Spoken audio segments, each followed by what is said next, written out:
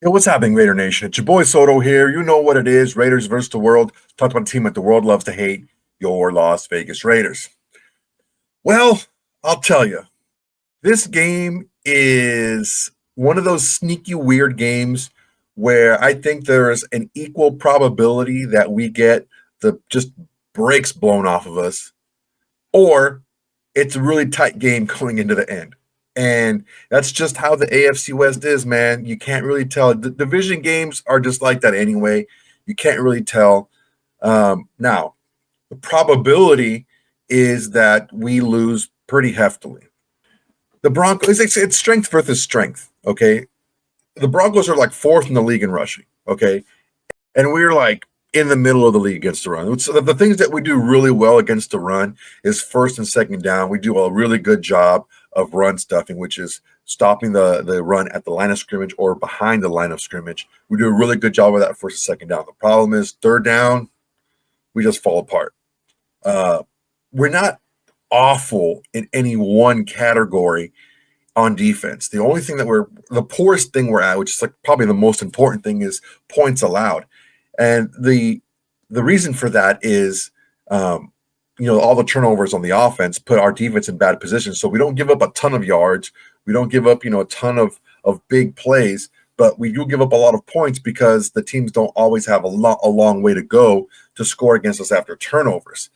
That's more of an offensive thing than anything. But there's certain things that this Broncos team can do really well. This Broncos team, like I said, can run the ball really well. They're good at a lot of things. They're only really quote unquote great at one thing, which is rushing the ball. They're fourth in rushing. Overall points, I think they're like eighth in the league. Passing, Bo Nix is I think 11th in yards, maybe eighth or ninth in touchdowns, something like that. So they're not blowing the brakes off of anything, right? They're not blowing anyone's freaking doors off, but they're consistent. They stay in games with their defense. Their defense is incredible, and they put themselves in good positions to win. Now they are a heavily penalized team because of their aggressiveness on defense and a lot of the motion and a lot of the movement on offense. They are penalized heavily, but they make up for it with that crazy awesome defense and that solid offense. Again, they're not a world beater on offense. They run the ball really well. They work off a play action. They get Bo Nix on the move. They give Bo Nix a lot of easy throws to complete, a lot of easy reads to complete. It's going to be a tough one against these Broncos because they're not going to stop running the ball, okay? And they're always going to give you a look that looks like something else. That's Sean Payton. He's known for that. He's known for cheating, right? He's known for a bounty gate, okay? He's known for being suspended for a season, but he's also known for giving his quarterback really easy reads and really easy throws. So that's what's going to happen in this game. We need to be able to get to Bo Nix quickly. We need to be able to disrupt his timing. We need to be able to run up and tackle. I mean, we need to run up and our missed tackles are just through the roof. We need to make sure that we're doing a better job of that. I think right now we're fourth in the league in missed tackles. Cincinnati Bengals are just they're otherworldly when it comes to missed tackles. I think right now they have 110, and we are 4th with 66 missed tackles. That's the long and short of it, man. It's going to be a quick show because the game's coming up tonight, so it's not going to be a super long show, but that's the main thing we have to do. We have to continue to stop the run, and we have to run up and tackle. That's it. We don't let people beat us over the top. That's not, that's how the defense is designed. We have to run up and tackle, get them off the field on third downs. Offense, we talked about that yesterday. But today, that's what we have to do on defense. Someone other than Maxx Crosby has to step up. We have to start doing more blitzes and putting more pressure, especially on Bo Nix. If you let him sit back there, it's just cooked into the system where Bo Nix is going to have easy throws.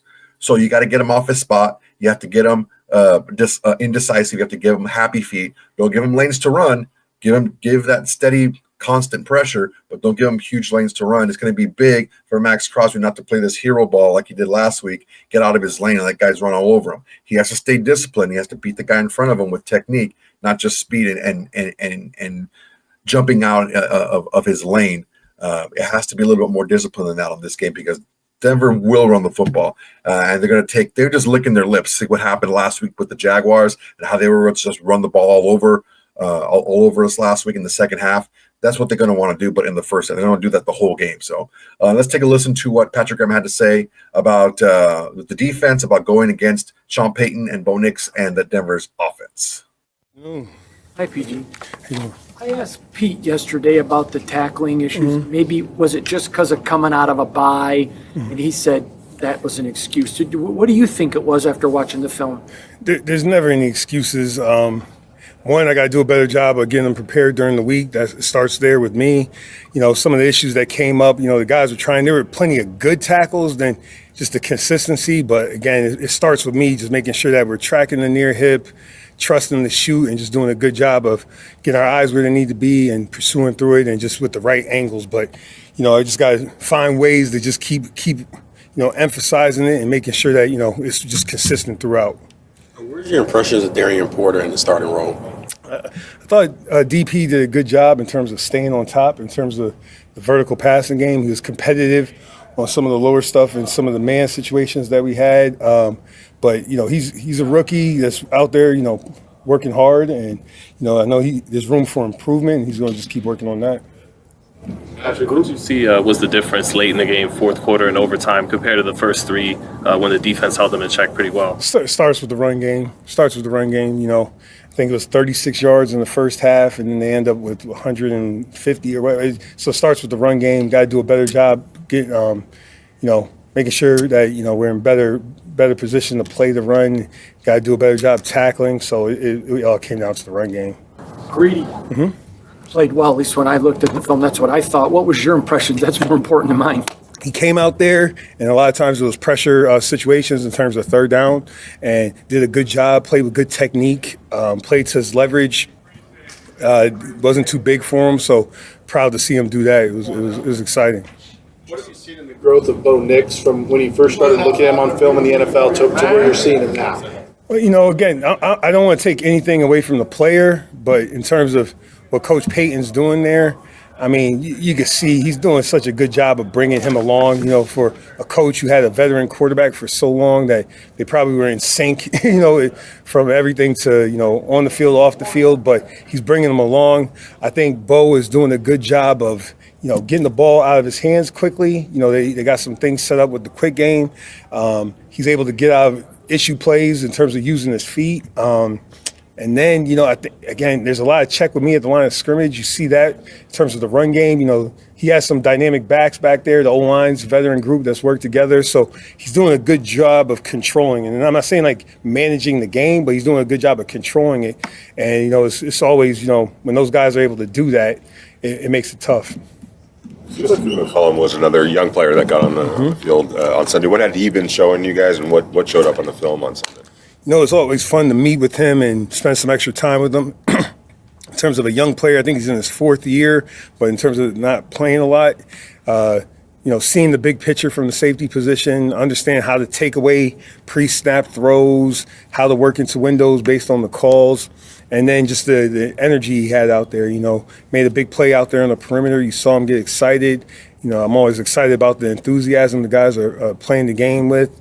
So, he's worked really hard. There's a lot more work to be done, but proud of that. You mentioned the two running backs they have over there. What stands out to you about the way that they use the both of them? Downhill, explosive in terms of burst into the second level, and then just being able to get out in the passing game. That's the thing when you talk about, having it's very reminiscent of watching the Saints offense back in the day, with Pierre Thomas and Kamara and all those guys, you see how I think Coach Payton does a great job of utilizing everybody on the roster. They all have a role, and, he's done that for a long time, and, it's impressive to see. So, They know who they are. They know who they got in terms of the coaches, and they use them the way they use them to really make sure that their best attributes are being shown on the field. Harvey not only gets out in the passing game, but he got deep a couple times the last couple weeks. Like, how much of an element does that add to an offense when running back, not just in the flats, but just can go long? It's been part of Coach Payton's offense for a long time, so it's impressive, and we got to be prepared for it. Isaiah, it seems like he's been in the box a lot more the last couple of weeks. What do you see from him there, and have you seen a difference in how he plays there? Isaiah has been consistent since we had him 4 years ago. In terms of he's played linebacker for us before. He's played down safety. He's played post safety. So for Isaiah, I know he prides himself on being able to do a lot of different roles. All good? Thank you. Thanks, PG. Well, I mean, not much to say that hasn't already been said. It's going to be a very straightforward game. If we can continue to be consistent against the run, if we can get better on third down, and if we can disrupt timing, we'll be able to slow down. Look, some of these teams out there, they haven't been very good teams out there who've been slowing this Denver Broncos offense down. They're not world beaters on offense. They're not. But they are consistent enough to score enough because their defense is so good.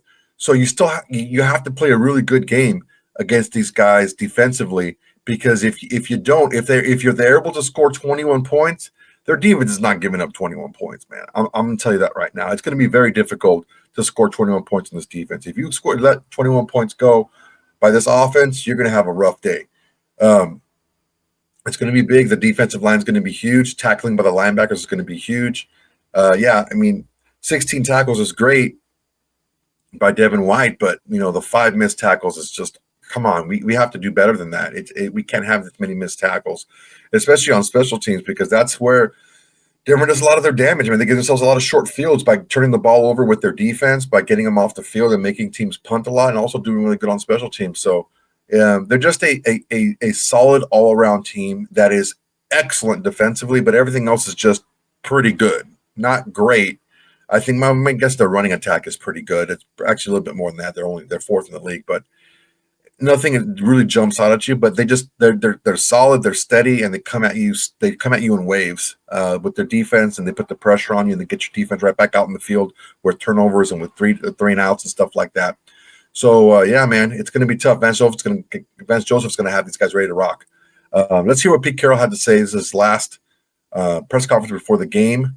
And he talked a little bit about some of the guys returning and practicing that have been out in a while. Let's take a look and see what we got going on here. I'm afraid you guys don't answer that. You've been around longer. Pete, you're entering week 10, but you've seen every phase of your team at different times perform very well this season. How pertinent is it to get that complete game? Well, yeah, we need to against these guys for sure. They're playing great football, and we're going to have to answer in all phases. We have to take care of the football on offense. We're going to have to stop them and get off the field on third down. We can't have no issues in special teams, and to keep this thing clean, to have a chance. And when you're playing a big-time team like these guys are, that's how you have to play. And so we take this as a championship opportunity for us. But as a coach, don't you have to be encouraged? You've seen it from all of them, so you know that's... Well, being the... forever optimist. I'm always kind of encouraged. I kind of live encouraged, and so I do see a lot of positive stuff. And we're trying to make it happen at the same time, so that we can go ahead and get the wins that we want. And this would be a great opportunity to show that. Would you expect, I guess, especially with Jacoby gone, that Dante Thornton would be active this week? Yeah, he'll be active. What do you want to see from him? I want him to just play football. Just keep growing. He's growing every day we're together. He gains more experience and more confidence to do things exactly the way we want him to. He always has played hard, and we're just counting on him to just keep going. This is a great chance for him to answer. It's a great chance for Locke to go ahead and answer too and help us out, and it'll be spread across the board. But I'm anxious for D to be up. I did not like not having him last week. Do you expect Lonnie Johnson to be able to go? I do. Lonnie's going to go. What do you think is the most important thing to see from your team on a short week in terms of rest and recovery and being prepared? Yeah, well, we've taken care of them. We've been doing this a long time on these Thursdays, and so we've taken care of them. They'll be as fast as they can be. I'm not worried about that part of it. We've got to make sure we tackle better and make sure that we answer the call there. But I don't have any question that these guys are ready to go. They couldn't be. We took care of them in a good fashion. On a short week when you're trying to get them recovered, how do you work on tackling when you're not real physical? Yeah, it's really hard. You have to use your imagination on all these snaps that we take, which is something that you have to do throughout the off season, and so it's not an uncommon theme that you have to picture yourself in the situation and how you would handle it and how you would execute, and so it comes handy in a week like this. We all saw what Lonnie brought to the defense in the offseason. What do you expect him to be able to bring? You got to get him back out there. You know, you should get him on the field and get him going. It's been quite a while for him. So this will be his first, full speed live action, and we'll look after him and make sure we're monitoring him well, see how he's handling things. But we're really excited to have him back. And this is unfortunate. It's a short week and all that for him. But in the coming weeks, I expect him to be a big factor. So status for O'Connell. He's throwing the ball every day. He's doing okay. He's answering the call of the tempo we've called him to do. He's getting close. Just in terms of developmental wise, what have you seen from Jack Besh in recent weeks? Because obviously now it seems like he'll probably get more of an opportunity as well. Jack as well. Yeah, Jack's going to get more turns, and Jack's been working really hard to get it done.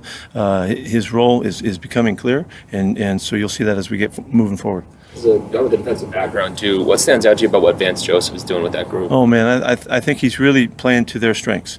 They're very aggressive, very fast defense. They play fast, they play aggressive. They're not at all reluctant at any time. So you give them an inch, they're going to take it, and they're going to take advantage of it.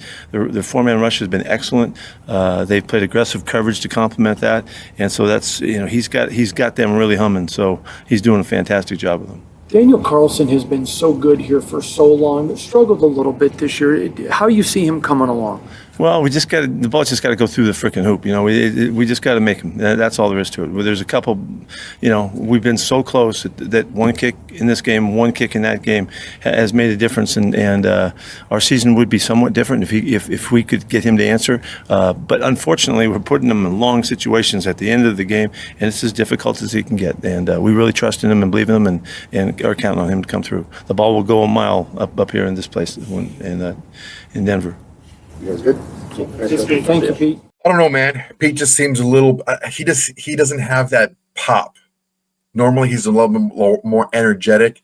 I think he understands what's happening right now. I think he understands that he's in a position where maybe I'm gonna cut some slack right now, and I'm gonna say, look,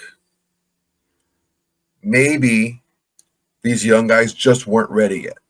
Maybe he was waiting for them to be ready to rock so he can give them more. But ultimately, that's just not who he is. He's been able to put guys in positions to be successful offensively and defensively. And I try, man. I'm trying my best to be positive about this. I just don't like that Pete Carroll almost feels backed into a corner to play the young guys. And it doesn't sit well with me the way things are going down right now. I think that we have some talented players who are not being given a shot. And you take a look at the defensive line and who's playing and who isn't. Who are you going to take out? Who are you going to not Lecky Fotu maybe? He's probably one of your best run stuffers. Who are you going to take out? Tyree Wilson, Booker, Laulu. Like, you're going to take those guys out instead of Tonka Hemingway, instead of JJ Pegues. Like, what are you going to do? So I get it from that perspective. This is the issue when you don't have a lot of high-end players on your team. You get a lot of guys that are just jumbled up. Like, okay, yeah, he's good. He's better than this guy, but how much better? What's the positive and negative here? If you play a veteran who is good but not great, as opposed to getting a young guy who can surpass the veteran with some experience, where do you draw that line? I think we're going to get really close to drawing that line very soon. I would suspect that we get some more young guys out there. The defense needs all the help it can get, all the new blood it can get. We'll see how it works out tonight. I'm not going to do a live show for the game today. I have some other commitments. I'm going to try my best to do a post-game show. But yeah, man, this is going to be a game that I think can be really close because division games are close a lot, or it could be a flick and blowout. I don't know, man. I can't put my finger on this team, and I can't put my finger on it, and because the Broncos don't overly impress me. They just don't, and we'll see, man. Their defense is really good, but I mean they've been scored on by the Titans. Scored a bunch of points on them, So we'll see, man. We'll see what's going on.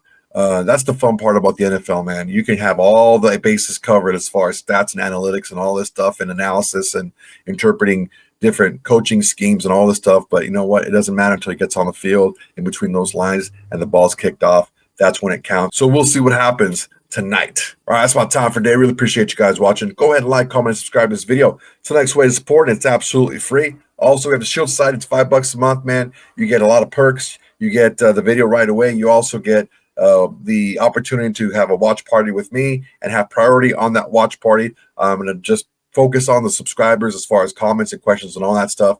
Also, you get a chance to be on the show yourself if you're a Shield Society member, that you jump on and say hi to all the guys and girls watching the live watch party. Who else is going to give that to you? All that, and all I ask for you in return is to tell your friends, tell your haters, tell your mamas, tell everybody. Raiders versus the world's the greatest, and go to Raider Nation today. All right, guys, that's my time. Till next time, everybody. Peace. Hey, Raider Nation, thanks for watching. There's plenty more where that came from. Go ahead and smash that like button, drop a comment, make sure to subscribe and share to all your socials. It's the bare minimum you can do without doing absolutely nothing.